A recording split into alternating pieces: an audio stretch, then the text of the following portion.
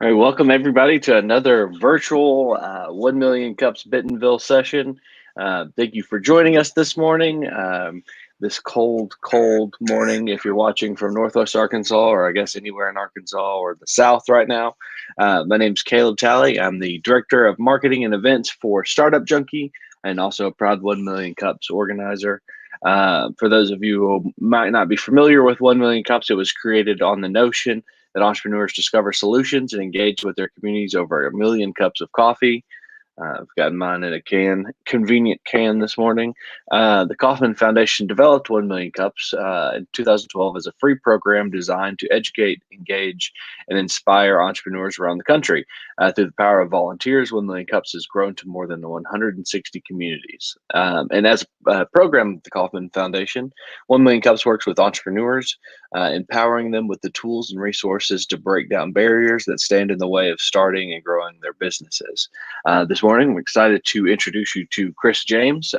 Chris is he's from Arkansas. He's currently in Atlanta. He's with the Roots Arts Connection, an organization dedicated to serving underserved communities in Arkansas through arts programming. He's going to give his presentation today. If you have a question for Chris, be sure to drop it in the comment section of the Facebook live stream, and we'll get those answered at the end. So without further ado, Chris, I'll turn it over to you. Thanks for being here today. All right. Thank you for having me. And I can share this in my live stream somehow, right? Yeah, you can share on the Facebook page, 1 Million Cups-Bentonville. If you wanted to share to your network too, you can do that through 1 Million Cups-Bentonville Facebook page, because it is live streaming right now. Okay. Let me do that now. Shout out to everybody on here. I hope you're doing amazing. I see it. All right, cool. We look fancy on this screen right here. So shout out to everybody that's on. Thank you for allowing me to be on this platform. 1 Million Cups, and I've been hearing about 1 Million Cups for quite a while now. Again, it's an honor to be here. So a little backstory about me. My name is Chris James. I am a nationally award-winning spoken word artist. I am a teaching artist, which I'll be talking about that role today. I am also the owner and the founder of the House of Art Gallery located in Argenta, North Little Rock. I am a playwright. I am a filmmaker, author. I'm an all-around creative, right? And in June, I was the winner of the Big Pitch competition. My organization won $10,000 so we can further our arts and education work, which is why I'm here today. I'm here to talk about what that work looks like in the community, why we do it, how we do it, who it benefits, and how you can potentially be a part of helping expand that work that we do in the community through arts and education. So thank you for being here again. So I'm gonna share my screen right now and talk to you guys a little bit about the Roots Art Connection. So for those who don't know, I grew up in North Little Rock, Arkansas. I started writing poetry when I was in the 7th grade. Right. I started writing because I realized that my big brother, he was a writer.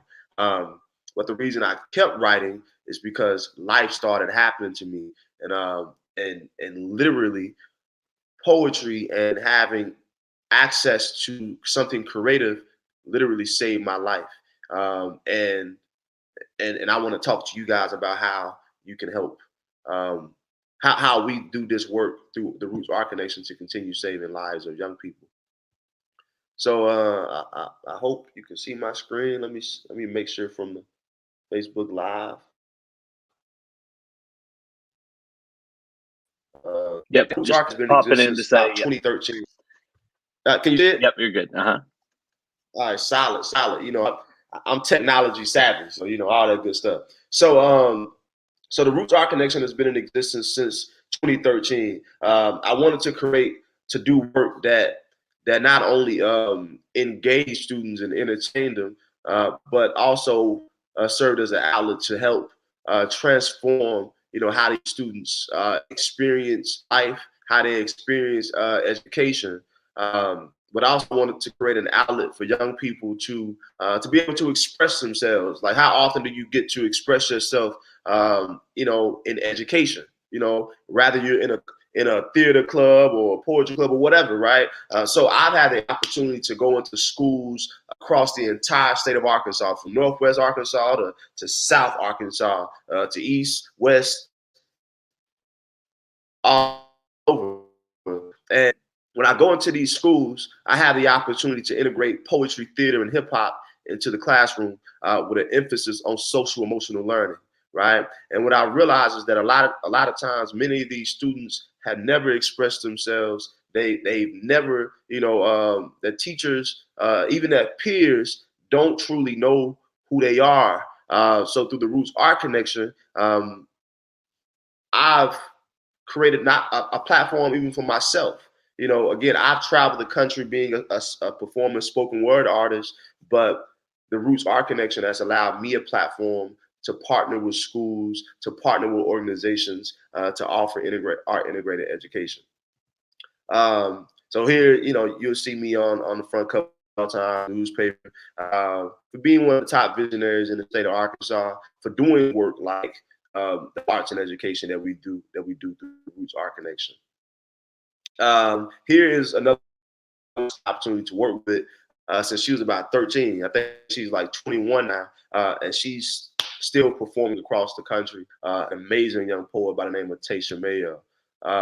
This is my art gallery, the House of Art in Arjuna.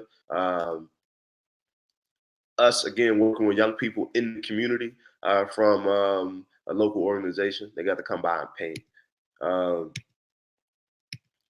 The mural project. So we've done several murals in the community where we've hired underserved artists. We fed the homeless. Over the years, I've been able to work with well over 10,000 students, and that says a lot. We work with and these are just a list of some of the schools that we work with, from Daisy Bay Elementary to Kennedy Robinson, like New Future High School, Fort Smith to Fayetteville, all over. And these are just some students that we've had an opportunity to work with. But so this is something I want to point out. Again, not only are we going into schools and making education more fun and more engaging, but again, we're saving lives. And I can attest to this because, again, having creativity and art and poetry and hip hop and theater a part of my life literally saved my life. I worked at a school in Texarkana, Arkansas, and this is a letter that a student wrote to me, and I'm just going to share that with you, read that to you briefly. James, that's me. Thank you so much. Thank you very much for letting me express my pain and feelings. Also, thank you very much for the time of poetry, singing, and your jokes. I tell good jokes, everybody, by the way. In the poem, I had announced really happened in my life, my self-esteem, my attempt to commit suicide. So when you came, I was really happy. And I really got to say and spill out my feelings. Thank you. I'll be cheesy for 3 seconds or 4. I love you, dude. Thank you very much. Peace. And that right there says a lot to me because, again, this is a 5th grader in a school, in an elementary school in Texarkana, Arkansas. And if the platform of poetry and creative arts hadn't been presented to her by way of her school hiring me to come in and to offer this platform, that young lady probably wouldn't have felt comfortable or had a safe space or a true space to express such a feeling through art. But because of the art that I offered through the Roots Art Connection, she was able to do that. Another young man that I want to point out, Justin Cameo, that I got to work with in Fort Smith, Arkansas at Howard Elementary. I worked with this dude at least 7 years ago at that school. And a few months ago, I think about 16, 17 now, be on Instagram and is still writing poetry because, again, and also I want to point this out. When I go into these schools, it is a week-long residency. I work with these students one time. I come in Monday through Friday, right? And often I don't see many of these students again because I'm always probably booked at a different school every week for the rest of the year. But this is just the impact that we're able to make in 1 week. Imagine if we had funding or access and opportunities to work with schools and these students for multiple days in a week, right? Or for multiple weeks throughout the year. All right, so I'm going to read some of Justin's comments he wrote me last March. Hey man, it's been a long minute, like 7 years, a lot of minutes that I've talked to you, but I thought I should inform you that I've decided to take my career. Come on now, career in performing arts. Congrats on the move, man. Be great on your journey. Don't quit. Oh, man, hey, man. Hopefully, so this is 2 months later, all right, after he wrote me in March. But I made a little poem because of my friend. I thought I should share with you. Amazing poem. All right. So again, that just goes to show, that this is some impactful work that absolutely needs to continue happening. I'm gonna exit off of that. Bam. All right. So I'm really proud of the work that we're doing. Let me, is that screen off? Okay.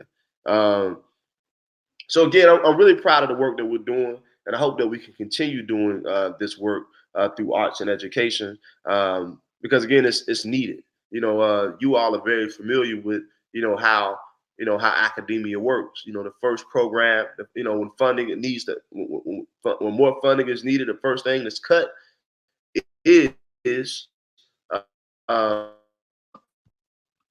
is art programming, right? So through having a arts organization that exists outside of the school, we serve as an opportunity for schools to do the right thing, right, and bring more arts into the classroom. All right. Again, not only so we can make academia more fun for students, but also so we can continue saving lives of these young people because they absolutely need to express themselves. They absolutely need to be seen for who they are and how they are and why they are. Lastly, we actually recently in January started a new program. It's been a lot of having to pivot this school year. So we have to do a lot of online programming. So like today, we're doing an after school program online. Not sure what's happening. Okay, cool. But recently we partnered with Arkansas to offer not only arts and education programming to the students, but now we're also offering professional development to the educators. We're offering a new program called "How Do I Teach Who I Am Not," which is a program that's embedded in the concept of cultural responsive teaching. So in short, we're showing educators how to be most effective with a certain demographic of students, primarily African American students, and showing them how to strategically work with those type of students. Again, through cultural responsive teaching program is called "How Do I Teach Who I Am Not." So the Roots Art Connection has been able to do a lot of developing since the winning of the big pitch competition that allowed us $10,000 of funding to go towards growing what we do. We're also now digital. Not only are we going into classrooms offering poetry and theater and hip hop lessons, but we're also able to offer dance lessons by hiring a local dance artist here in Little Rock, Arkansas. So again, thank y'all so much for listening. I look forward to expanding our program and bringing our program to wherever you are in the world. And if you know any educators or any principals or any influencers in education or anybody who wants to support education, please tell them about the Roots Art Connection and about the impact that we're making in the community. Awesome. Appreciate that presentation. So while we wait because there's a few seconds lag between us recording right now and what's going to the Facebook. So while we wait for some questions to come in the comments, Chris, I was just going to throw some questions out at you. So what's the plan for growth and expansion? I know, you're from Central Arkansas in Atlanta right now. Is the goal to be able to have an impact, in schools across the South? Is that the goal? Yeah, definitely. So um, so my goal is to expand definitely more towards Northwest Arkansas. With this arts and education programming, um, and we're also doing work to expand even over here to Georgia.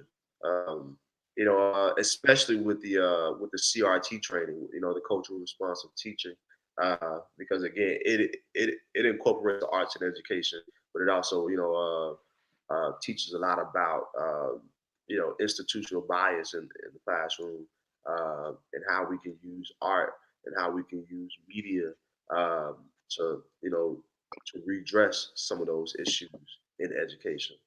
So we plan to yes, and also some of the work that we're doing to expand what we're our program from March, because years it's been me, in 20 plus schools every year, but now we're expanding by way of hiring other artists to come in and to carry the same training that I've been doing. Hmm. How do you go about, I guess, engaging with those artists that you hire to determine who is carrying on that mission well for you, since you can't be there in those other schools? How do you go about picking those individuals? Yeah, man, I pay attention. I'm very involved in the arts community. Again, I've owned an art gallery, a headquarters for the arts in Central Arkansas for over 6 years now. With that being said, I have a lot of access to a lot of, um, you know, um, artists in the community who provide proof of concept through their everyday work as artists. So I'm able to see the artists. That's what I when I say I'm paying attention. So yeah, so I'm interviewing people every day when by way of just Hmm. having relationships with it. And I've had to do that. I've had to have I've had like so many teaching gigs in the past where I had to call some artists last minute, like, hey, can you go to Pine Bluff? To the Arts and Science Center, because I ain't gonna be able to make it. And I've had artists, in my contacts who have been able to show up and to execute my lesson plan, you know, within an hour of Hmm. hearing it over the phone. Hmm. So that's one way, just relationships, just building relationships with artists and getting to know what their passions are. So with that, yeah. Martha had a question in the comments. She said, "Tell us some, if you can, about your experience with students when you facilitate that first time she or he has written down a poem on paper. As a former high school English teacher, I remember that amazing joy and breakthrough, and would love to hear your stories." Oh yeah, yeah. That's cool. It popped up on the screen. Y'all fancy. Okay. Thank you for that question, Martha. Uh, for me, it's always about breaking that ice when I come into the classroom. I know that my lesson is gonna thrive, and I know the students are gonna thrive in my classroom if I come in right away, creating a safe space for them. So when I come in, number one, I'm making them laugh. So something that I teach in my cultural responsive teaching training um, is that it's important to bring the student's culture into the classroom as an educator. So I'm very intentional about coming into the classroom and using the student's language, which is their lingo, which is dance moves from that favorite that that's that I make it, and the first thing I do is hit the dab, automatic way in, right? Or hit a dance move from Fortnite, whatever the dance moves are, whatever. And then right after I, have breaking the ice by showing them that I'm hip or that I'm aware that, or not even so, and showing them that I'm hip is equivalent to showing them that I believe that their culture and what engages them in their current time matters, right? That's what that is. It ain't doing it for any malicious reasons. It's doing it to show them that I see them, right? Like, I see you. Yeah, y'all do the dab. I like the dab. Ooh, yeah, yeah. Oh, you got that drip, right? Which is slang for you got swag, right? So first step for me, I come in and I show them that I see them. Number two, I show them through my art that that it's okay to be vulnerable, right? So on that first day, I'm sharing with them that both of my prison fathers, sharing with them that I at 31 years old have dealt with depression, that I go to therapy, that the suicidal ideation has been a thing in my life. Like I'm very open with them on the first day, right? And literally on the first day, majority of my students are also they become a mirror, right? Because they're like, man, this stranger, this cool black dude with this beard is pretty comfortable sharing with us. I guess I can share too, right? And literally, I've had counselors come into my classes and just observe because they've heard rumors that, man, there's students in this guy classroom expressing stuff that we ain't even know about our students, right? But it's because I'm creating that, again, not only a safe space but a true space, allowing space for young people to share their truest selves without judgment, right? Uh, because I'm sure. So that's my biggest thing, to show the students that I too am human, right? And that's something that I feel like a lot of educators lack. They lack showing that the students that they're human. They come in with this, with this hierarchy, with whatever, right? I always preach that education or educating is not a dictatorship; it's a partnership. We're doing it together. We're doing it with the students. As I'm teaching the students, I also need to be willing to exchange and learn from the students. And that's how, the experience for them and for me is going to be most fruitful. So I hope I answered that question, Martha. I know it was long-winded, but yeah, that's Brian had a question. Said, "Have you seen a rise in students' interest since the pandemic? Has virtual learning changed their perception of the arts?" man. To be honest, like I won't say it's changed, but yeah, well, yeah, yeah, I won't say it's changed their perception of the arts because I still have the same approach. Like I still know how to get students excited because I'm excited on the other side of the screen. Like literally, what's up? It's lit. It's still lit for me. Like it's still, I'm having fun, even though I want to be in the kid's face and touch them and shake hands and do all that. Right? I'm still bringing that engaging energy. So I won't say that I've seen a rise in students' interest since the pandemic, but I will say that I've seen how students interact like throughout the day, with their regular, instructors, and then when I come online, the energy does change. I will say that students do get excited when they have an opportunity to experience arts and education versus doing. And so I'm curious, is it easier or probably better from a financial perspective for a school district to contract out with, Roots Art Connection versus having to try to develop that programming and curriculum in-house? Oh yeah, definitely. Definitely way easier for a school district or organization.